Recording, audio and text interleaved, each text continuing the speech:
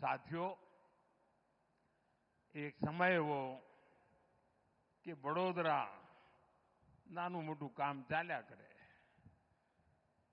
મને યાદ છે જે દિવસે મેં પંચમહાલ જિલ્લાના 2 ભાગ કર્યા અને દાહોદ જિલ્લો જુદો બનાવ્યો, ત્યારે મારા મનમાં સાફ હતું કે આના કારણે પંચમહાલ જિલ્લાનો પણ વિકાસ થશે અને દાહોદ જિલ્લાનો પણ જુદો વિકાસ થશે. અને આજે આંખો સામે એ વિકાસ જોઉં ત્યારે આ ધરતીનું ઋણ ચૂકવાનો મને એટલો આનંદ આવે દોસ્તો, એટલો બધો આનંદ આવે. અરે તમારું તો નમક મેં ખાધું છે અને એટલા માટે જેટલું કરવું એટલું ઓછું છે. હવે આજે જુઓ, આપણે વડોદરા, હાલોલ, કાલોલ, ગોધરા, દાહોદ 5 શહેર જાણે લઘુ ઉદ્યોગોની માયા, આખી જાળ, જાત જાતના બધા અને હાઈટેક ચીજો, મામૂલી નહીં. અને આખો પટ્ટો મારા આદિવાસી ભાઈ બહેનોનો પટ્ટો. તમે વડોદરા છોડો એટલે છેક દાહોદ આવો ત્યાં સુધી, મધ્યપ્રદેશ જાઓ ત્યાં સુધી. આજે વડોદરામાં વિમાન, હવાઈ જહાજ એ બનાવવાનું કામ તેજ ગતિથી ચાલી રહ્યું છે. થોડા મહિના પહેલા એરબસ એસેમ્બલી લાઇન એનું ઉદ્ઘાટન પણ થયું છે.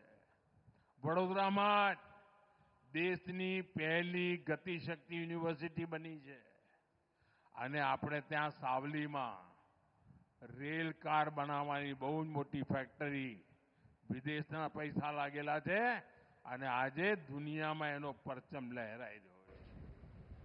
દાહોદમાં ભારતની શક્તિશાળી રેલ એન્જિન, 9000 હોર્સ પાવરનું એન્જિન અહીં આપણા ત્યાં બની રહ્યું છે.